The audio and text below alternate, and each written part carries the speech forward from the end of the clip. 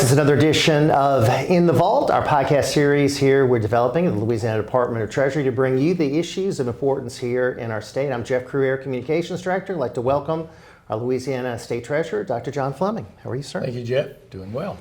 Let's talk about this session that is going on, and obviously a lot of people are worried about the budget. A lot of people are worried about how we're going to be doing economically in the state. And one thing that we uncovered is that the state is projected to have this year a $293 million budget surplus. Right. Now, normally when politicians get their hands on money, they spend it, right?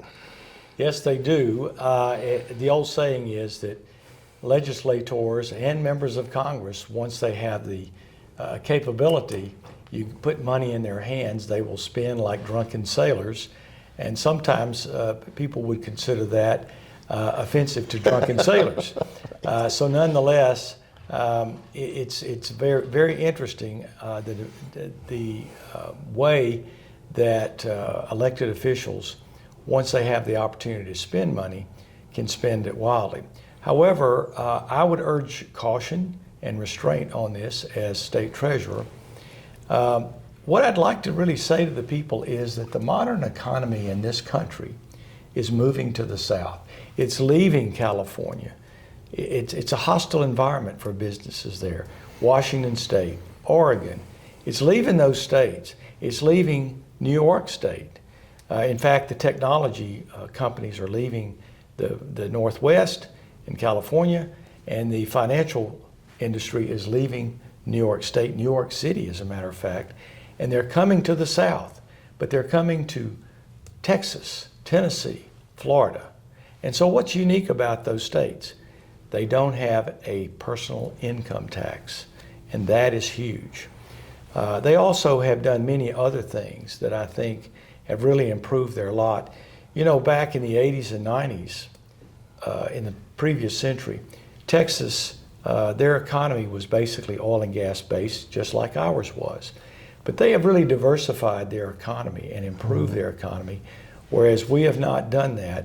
And as a result of that, our population has not grown. Because we all know that even though we do a great job of educating, particularly at higher education in the state of Louisiana, when graduates leave colleges and universities, there's not a job waiting for them then. So they end up going to Texas, Tennessee, and Florida, where there's much better jobs, higher paying jobs, and where they can start a family unit. And as a result, there's a lot of in-migration to those states. We still have out-migration, even though we're sandwiched in among them. But we can fix that. We can fix that very quickly, and we can get in on the party of all of these companies that are coming to the south and going to states around us. And here's how we do it. Number one, we need to, as quickly as possible, get to zero personal income tax. That is huge. The next thing we need to do is we need reasonable insurance rates here, particularly property and casualty, your automobile and your home and your business. All of these things, we need much lower insurance rates. There were a number of bills last year that were submitted that would have done that by tort reform. That is, taken away some of the ability for crafty lawyers, very clever lawyers, to extract lots of money from companies and individuals and their insurance companies, when really it could and oftentimes be nuisance lawsuits, frivolous lawsuits. So we urge, as our legislative body goes into session, that they really get serious about this and they bring liability lawsuit reform to Louisiana and get our insurance rates down.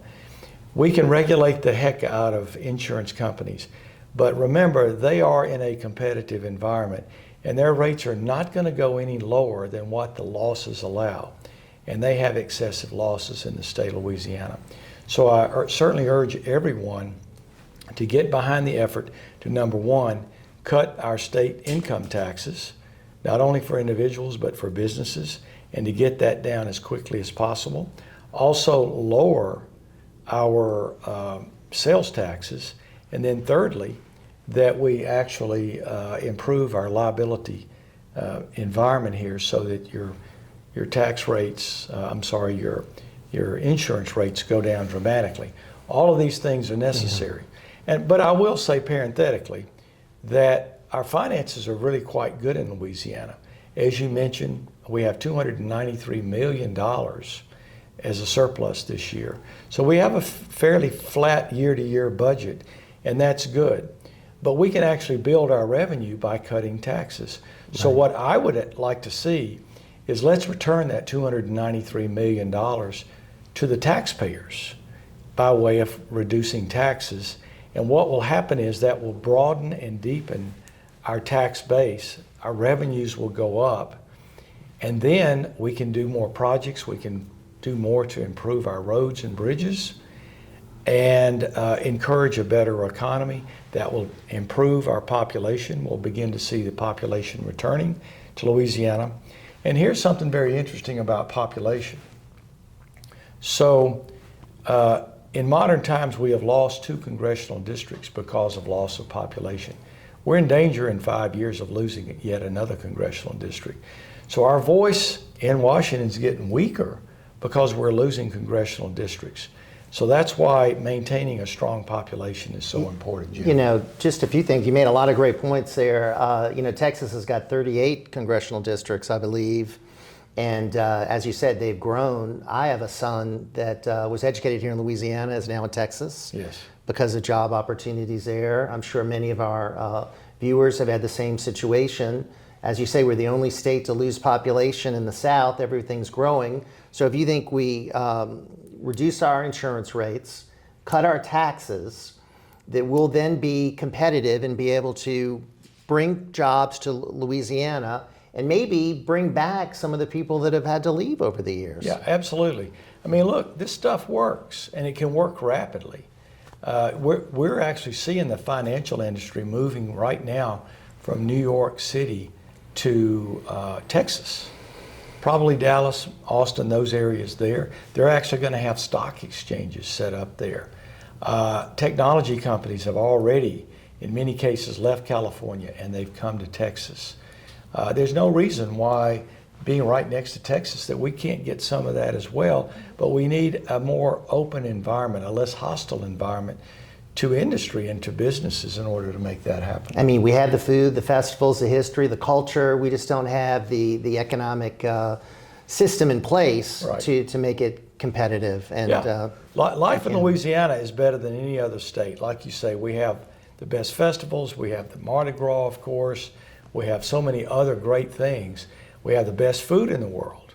But, you know, people can always visit Louisiana and then return to Texas. We want people to live in Louisiana and enjoy Louisiana. But a lot of young adults, they want to get married and have children and own their own home, and that's difficult to do unless you have a good paying job. So in our final 30 seconds or so, Dr. Fleming, obviously this is something that our viewers should keep an eye on in this legislative session so that we pass bills that'll move us in this direction, right? Absolutely. And they're not going to do it unless you get behind them, you the voters, the people who put them in office and return them to office on re-election, which will be coming up in another year or two. And so you need to remind them that they need to produce for you. Okay, thank you very much. Thank you, Jeff. And folks, we'll be back for another edition of our, of course, series In the Vault right here for the Louisiana Department of Treasury. Thanks so much for watching.